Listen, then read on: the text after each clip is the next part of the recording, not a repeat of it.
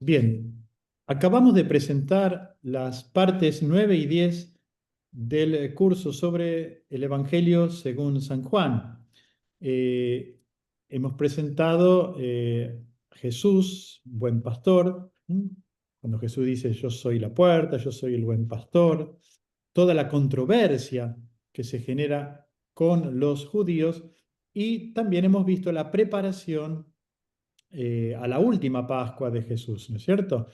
Juan nos relata tres subidas de Jesús a Jerusalén y en este sentido se diferencia de los sinópticos que solo hablan de una sola subida de Jesús a Jerusalén. Es interesante que Juan, el Evangelio, el águila, el Evangelio espiritual, el Evangelio simbólico, nos da un dato importantísimo, un dato histórico a partir del cual nosotros sabemos que el ministerio de Jesús duró 3 años, las tres subidas de Jesús a Jerusalén. No lo dicen los sinópticos, es muy interesante esto. Bien, pasamos entonces a las preguntas que ustedes seguramente se han planteado, porque estos textos nos plantean muchas interrogantes, ¿no? Bueno, padre, voy a leer algunas consultas que llegaron acá por el chat, ¿sí? Que tome nota. La primera es la siguiente. Usted dijo durante la presentación que el libro de Juan, varios autores sostienen que el libro de Juan se divide en dos partes, el libro de los signos y el libro de la gloria. ¿Es así, padre? ¿Podría explicar un poquito sobre esto? Sí, bueno, hay una gran coincidencia, es verdad, entre los estudiosos de que el Evangelio se puede dividir en dos grandes partes. Por supuesto, sin olvidar que hay un prólogo muy importante que lo vamos a ver el último día del curso, el prólogo a todo el Evangelio, que es como el leitmotiv de una gran sinfonía. Podemos pensar el Evangelio como una gran sinfonía. Entonces, sí, dos partes. Tiene un prólogo y tiene un epílogo, y estas dos partes coinciden la mayoría de los estudiosos en decir que hasta el capítulo 11 estamos frente al libro de los signos. ¿Por qué? Porque Jesús realiza 7 signos. Ya hemos visto nosotros qué significa el signo. Más que milagro, el signo es un hecho extraordinario que invita, que nos pone en camino para creer, para acoger a aquel que realiza el signo, que es la presencia de Jesús, para acoger la revelación de Dios en Jesús. Y después, en la segunda parte, lo llaman libro de la gloria o libro de la hora, ¿no? Porque allí se va a realizar el gran signo, que es la muerte y resurrección de Jesús, la hora de Jesús, donde va a subrayar exactamente esta revelación total, Jesús como revelador del Padre, como enviado del Padre. Ahora bien, parece ser que no todos aceptan a Jesús, ¿no? No sé, se lo pregunto yo a ustedes. Bueno, justamente acá hay una pregunta que dice, ¿por qué los judíos no aceptan a Jesús y siguen esperando un Mesías? Ja. Bueno, ven, son preguntas que surgen de la lectura del texto. Eh, en realidad, la pregunta no está bien hecha, porque algunos aceptan a Jesús, otros no. No todos los judíos rechazan a Jesús, ¿no? Hay que pensar que María eran judíos, los padres de Jesús eran judíos. Hay muchos judíos que, y lo dice el Evangelio, ¿no? Algunos creyeron en él, aceptaron a Jesús. En cambio, muchos, entre ellos los judíos, los jefes religiosos de Israel, no lo aceptaron. Es más, lo rechazaron, ¿no? Entonces, digamos que acá entra de lleno la libertad humana. ¿Eh? La libertad humana. Jesús no constringe, se dice en español, no obliga a nadie a creer, ¿no? Él simplemente se presenta como el enviado del Padre y deja a la libertad humana aceptarlo o no. Acá aparece un elemento muy interesante. ¿Qué es lo que se opone al amor de Dios, a la revelación de Dios? No es el pecado. Dios si quiere lo destruye. De hecho, sucede, ¿eh? Cuando nosotros nos confesamos, le damos la posibilidad a Dios de que destruya en nosotros el pecado. Crea en mí un corazón nuevo, dice el Salmo. Dios nos recrea. ¿Eh? Entonces, no es el pecado lo que se opone a Dios. Lo que se opone a Dios es la libertad humana. El picaporte está del lado de adentro. Dice el Apocalipsis, también escrito por la escuela joánica, yo estoy a la puerta y llamo. Si alguien me abre, yo no voy a derribar la puerta. Si alguien me abre, entraré y cenaremos juntos. ¿Mm? Entonces, es la libertad humana, lo que se opone, lo que se puede oponer a la revelación gratuita, amorosa, generosa de Dios. ¿Eh? Por eso algunos lo aceptan, otros no. Y aún hoy hay quienes siguen esperando, porque no lo aceptaron en ese momento y bueno, siguen esperando al Mesías. No sé si respondí a la pregunta. Yo creo que sí, y dio pie para otra, porque hablando de puerta y de picaporte y demás, hay una pregunta que dice, no tengo problema en entender a Jesús como buen pastor, pero ¿qué significa Jesús como puerta? Porque en Juan Sí, muy buena 10, pregunta. Sí, es verdad. En el capítulo 10, sí, sí, Verónica, Juan dice, yo soy la puerta, y después va a decir, yo soy el pastor hermoso. Pero antes de responder a estas dos imágenes que va a utilizar Jesús, me gustaría volver a recordar la expresión yo soy en el Evangelio de Juan, porque incluso a veces aparece de manera absoluta, solita, yo soy. Recuerden que al final, cuando frente a los soldados, cuando vienen a prender a Jesús, a arrestar a Jesús, Jesús dice, yo, ¿a quién buscan? ¿No? ¿No? Y dice, yo soy, y los soldados caen por tierra, porque yo soy es el nombre de Dios. Tiene una fuerza potente la expresión, y sobre todo en labios de Jesús. Yo soy, de manera absoluta. Solo Dios puede decirlo. Y esto es lo que genera en los judíos, como diciendo, ¿y este de qué se la da? Se está atribuyendo el nombre de Dios. Era la revelación de Dios a Moisés, yo soy. ¿No? Bueno, aquí aparece con un predicado, yo soy la puerta, yo soy el buen pastor. Bien, no tenemos dificultad en aceptar la expresión yo soy el buen pastor. En realidad el texto dice kalos, no dice agazos. Agazos es bueno, ¿no? Bueno, acá dice kalos, poimen, dice el pastor hermoso, y ya lo hemos explicado no en sentido estético, sino el pastor bello, el pastor hermoso, en sentido ejemplar. Yo soy el pastor ejemplar de todos los otros pastores. Y no pensemos solamente en los curas, en los obispos, pensemos en un padre de familia, en una madre. Tiene que ser un buen pastor, un pastor ejemplar para sus hijos, o en un profesor, en una maestra. O en cualquier otro tipo de profesión, un médico, un psicólogo, una psicóloga, tiene que ser un pastor ejemplar, tiene que conducir a pastos verdes, a pastos abundantes, a las personas que se supone que van a guiar, un director de orquesta también, ¿por qué no? Todos aquellos que tienen un rol de guía, de animación. Bueno, pero claro, nos resulta más difícil aceptar la expresión yo soy la puerta. ¿En qué sentido Jesús dice yo soy la puerta? La puerta sirve para comunicar, ¿no es cierto? En el sentido de que yo comunico, el Padre se comunica con ustedes a través mío, pasando a través mío. ¿Mm? Y al revés, nosotros nos comunicamos con el Padre pasando a través de Jesús, que es lo que no quieren hacer los judíos. Los judíos dicen, no, nosotros ya tenemos la ley para comunicarnos con el Padre, con Dios, con el Padre del pueblo, ¿no? Del pueblo de Dios. No, pero Jesús se presenta como el nuevo acceso, el acceso definitivo. ¿eh? En ese sentido, Jesús es la puerta. El paso al Padre se realiza a través de Él. ¿Se entiende? Creo que logré explicarme, Verónica. Yo creo que sí, yo creo que sí. Acá hay una pregunta que hace Francisca. Dice, de los milagros que Jesús hizo, ¿será que resucitar a Lázaro es el más importante? ¿Incluso lloró por él o lo que iba a pasar? Bueno, ¿a ustedes qué les parece? A mí me parece que sí, es una buena pregunta esta. Sí, sí, sí.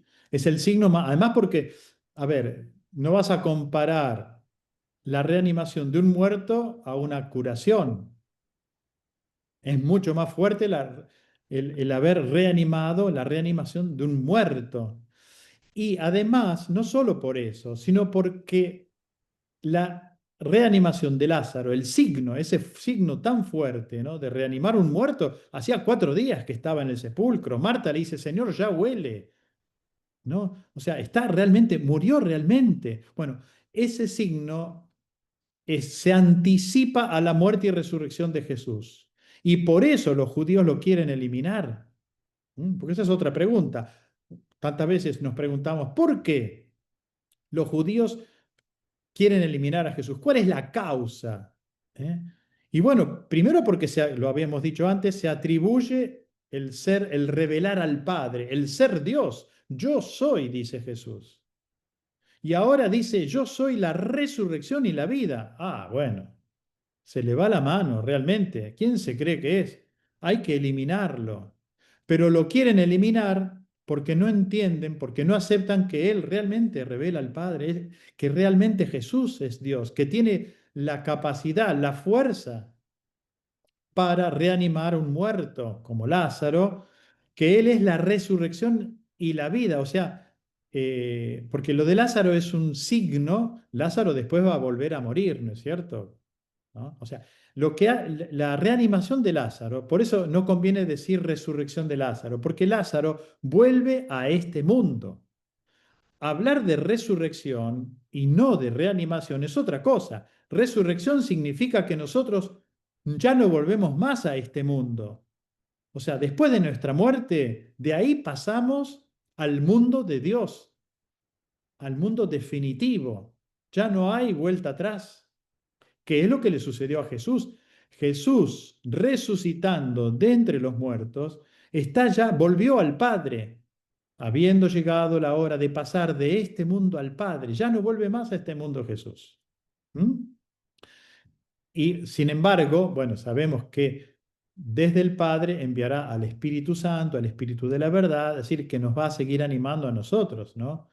Jesús desde el Padre, a la derecha del Padre, dice el credo, ¿no es cierto? Sigue acompañándonos, sigue animándonos. Yo estaré con ustedes todos los días hasta el fin del mundo, dice al final el Evangelio de Mateo. Bueno, nos vamos a otro Evangelio. Volvamos a Juan. ¿Alguna otra pregunta? Sí, acá dicen, lloró por él. ¿Muestra la Ah, humanidad de Jesús a través de este séptimo signo? sí, bueno, él llora en realidad no porque se conmueve así, bueno, sí, también puede ser eso el motivo, pero lo más importante es porque Jesús sabe que a partir de ese momento lo van a condenar a muerte. O sea, Jesús se estremece ante el hecho de que sabe que lo van a matar. Sabe que resucitan, que digamos, reanimando a Lázaro, esa va a ser digamos, la gota que rebalsa el vaso. ¿No? A partir de ese momento sabe, Jesús sabe, sabiendo, dice el texto, Jesús sabe que lo van a condenar a muerte, ¿no? Y además, bueno, es interesante, sí, es el aspecto humano, ¿no? De Jesús aflora en este versículo que es yo creo que es uno de los más, el más breve de toda la Biblia, porque el texto dice, y Jesús lloró. Más breve no puede ser. Eh, a ver, yo por muchos años busqué un artista que pintara un Jesús llorando, un Jesús con las lágrimas, ¿no? O sea, porque muestra la humanidad de Jesús.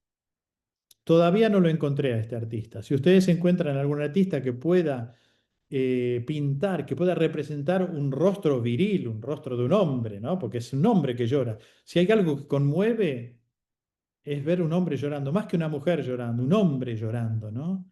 Entonces, ojalá que alguno de ustedes que me está escuchando pueda encontrar un artista que nos pinte en primer plano un Jesús llorando, un rostro de un hombre llorando, y detrás del trasfondo, la tumba, Lázaro saliendo de la tumba, Marta y María, bueno, que se las ingenie leyendo el capítulo 11 del Evangelio.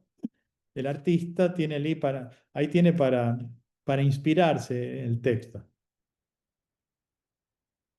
Bueno, acá nos piden si puede volver a explicar la importancia o lo que quiso representar el evangelista cuando cuenta que María le limpió a Jesús los pies con perfume de nardo. Esta es una escena maravillosa. Realmente, yo diría hasta ahí sí, una escena conmovedora, ¿no? Porque eh, el gesto de María, y no hay que confundirla con la pecadora, ¿no? ¿No? O sea, algunos en la tradición de la iglesia a veces se han sobrepuesto estas dos imágenes. Eso es otra.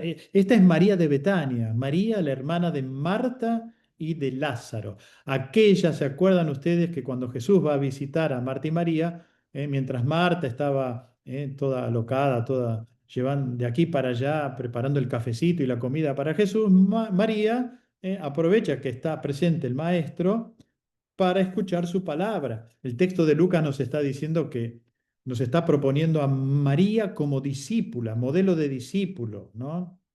Y bueno, esto es casi escandaloso en la época de Jesús, porque discípulos solamente había hombres, los varones, discípulos de los rabinos.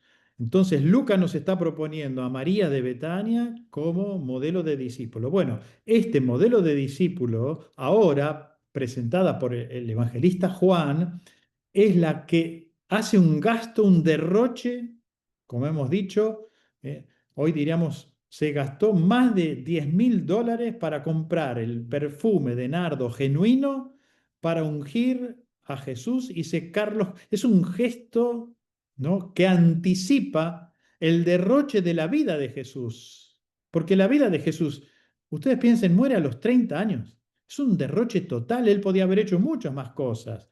Su ministerio público duró solamente 3 años. ¿Eh? O sea, Jesús pudo haber hecho muchos más milagros, muchas más curaciones, haber predicado mucho más. No, no, no. 3 años parece que le bastaron para revelarnos al Padre, para revelarnos cómo Dios nos ama, el verdadero rostro de Dios, del Padre, ¿no?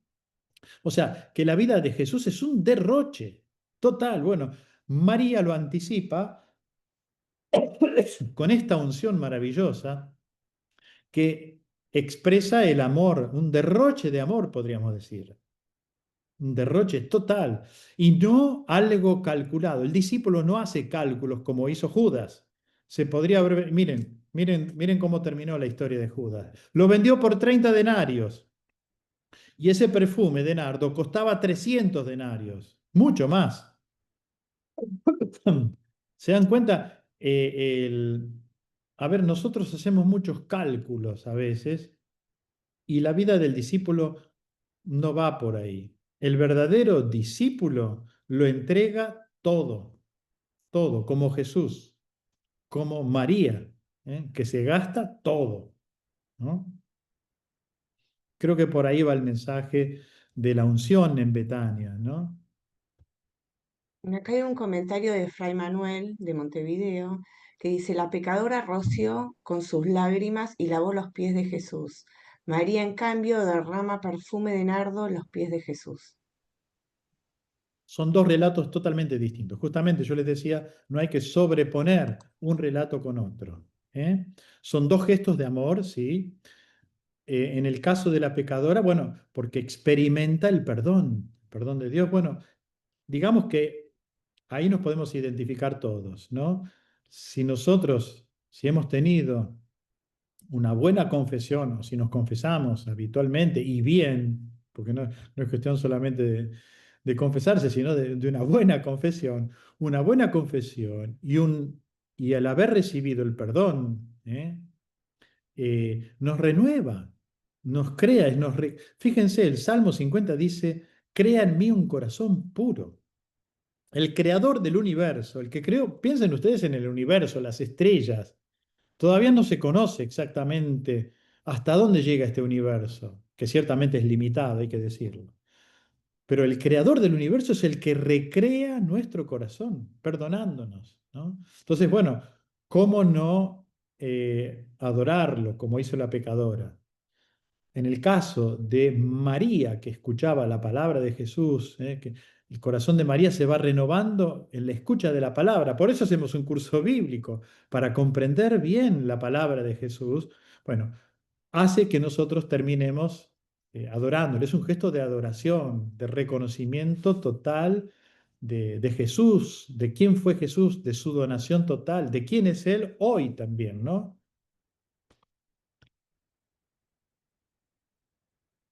Y a partir de eso, también nuestra donación total a nuestros hermanos. Jesús no separó el amor a Dios y el amor a los hermanos, ¿no es cierto? Entonces, a veces nosotros en el servicio a nuestros hermanos, nosotros hacemos cálculos, ¿no? Y bueno, no, ya lo llamé 15 veces. Bueno, ahora que me llame él o que me llame ella, ¿vieron? Hacemos cálculos, ponemos límites. El amor de Jesús no tiene límites, sigue amando y perdona una y otra vez. Pensemos en Santa Mónica, las lágrimas que derramó Santa Mónica y logró la conversión de uno de los grandes santos de la iglesia, San Agustín. O sea que no pongamos límite a la providencia.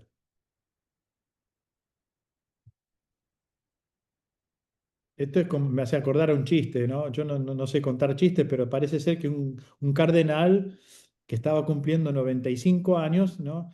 Nunca falta uno que le chupa las medias, le dice, ay, su eminencia, que Dios le conceda muchos años más, le dice, 10 años más. Y el cardenal lo mira y le responde, hermano, no le pongas límite a la providencia. Se ve que quería vivir mucho más, cardenalete. Ya tenía 95 años. No se puede poner límite. Bueno, es lo que hace una madre, un padre que ama a su hijo, a su hija, y no le pone límites, lo perdona mil y una vez. Es el relato de Lucas 15, ¿no? Que el hijo pródigo, ese padre que sale corriendo ¿no? Cuando su hijo está llegando, que lo espera a su hijo. Fíjense que no lo va a buscar. Así como la mujer busca la moneda perdida, como el que pierde la oveja deja las 99 y va a buscar, el padre del hijo pródigo no lo va a buscar. Ahí se subraya la libertad humana. Pero sí lo espera. Está constantemente, ¿no? en la puerta, esperando, algún día va a llegar, algún día va a volver, hasta que vuelve. Y ahí sí sale a recibirlo, ¿no? Haciendo el ridículo, porque un hombre mayor, ¿no? Sale corriendo. En realidad, bueno, es todo ya lo hemos reflexionado, Lucas 15, vayan a ver el video. Aprovecho para pasar la propaganda del video de Lucas 15. No poner límites al amor de Dios. Volvamos a Juan, entonces la unción en Betania, ¿no? María de Betania, que unge los pies de Jesús, ¿no? Y lo seca con su cabello, y toda la casa, dice el Evangelio, se llenó del perfume de nardo, ¿no? Del perfume de...